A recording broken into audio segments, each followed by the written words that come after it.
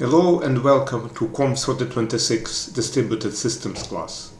In this lecture, we'll be covering reliable broadcast. So let's start by discussing motivation.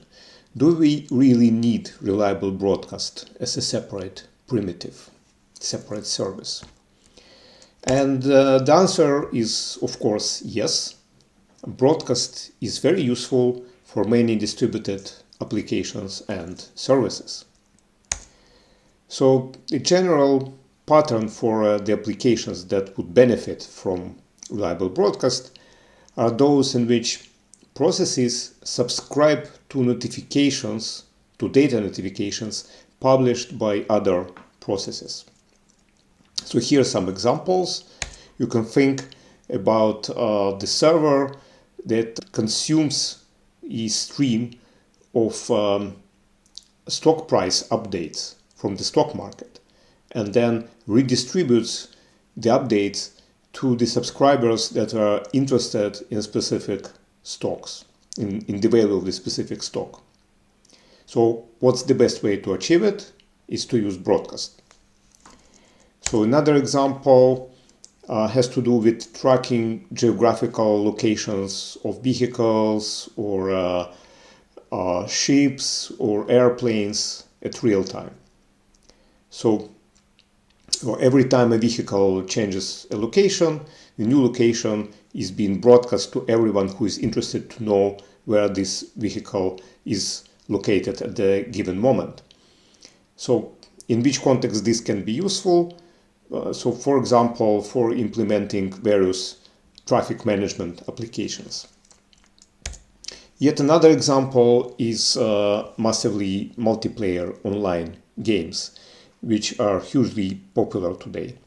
So in this context, multiple players share a common virtual space. And every time something changes about one of the players, so for example, player moves somewhere, changes location, moves to a different chamber in the secret castle or something like that. So this information needs to become known to others. And the best way to propagate the new location is to use broadcast. So finally, you can think about application like multi-party chat. So everyone, when someone says something on the chat, that needs to be distributed to everyone else. For example, in the same WhatsApp group or in the same Teams channel or the Zoom meeting room and so forth. So hopefully you are convinced that broadcast is a useful primitive. So another question you may ask is, what is so special about broadcast? Why is it a challenging problem? Why do we need to spend time to actually talk about it in the distributed systems class? And the answer is that, well, if we just have reliable point-to-point links, such as TCP channels, or perfect point-to-point links that we discussed in one of the previous lectures. So they on their own are not enough because they only enable communication between pair of processes.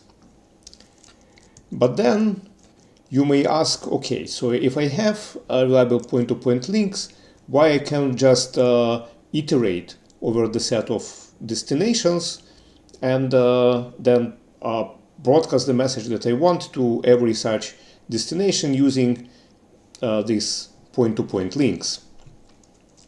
And the problem, of course, is that it can't be guaranteed that the message will be broadcast atomically. What it means is that a failure can occur at any point during the transmission process, and it may interrupt it. And as a result, not everyone will receive the message. So here's a typical implementation, how it can go. So to broadcast a message M, the sender will do what is known as iterative unicast, or iterated unicast.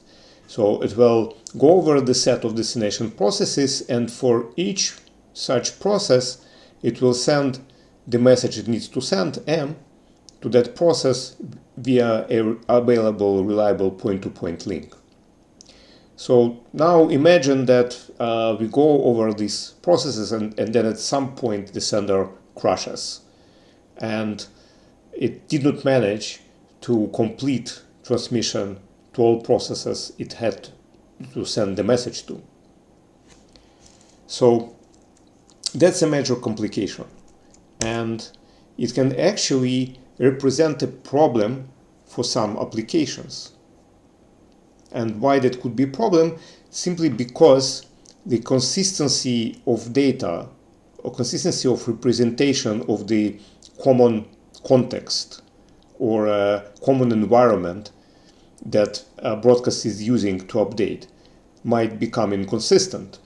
So for example, you can think about some players seeing the enemy while others won't see the enemy, simply because the relevant update of the enemy location was sent via this kind of algorithm, and as a result it was not delivered by some of the broadcast layers, and the respective applications just lose track of the enemy.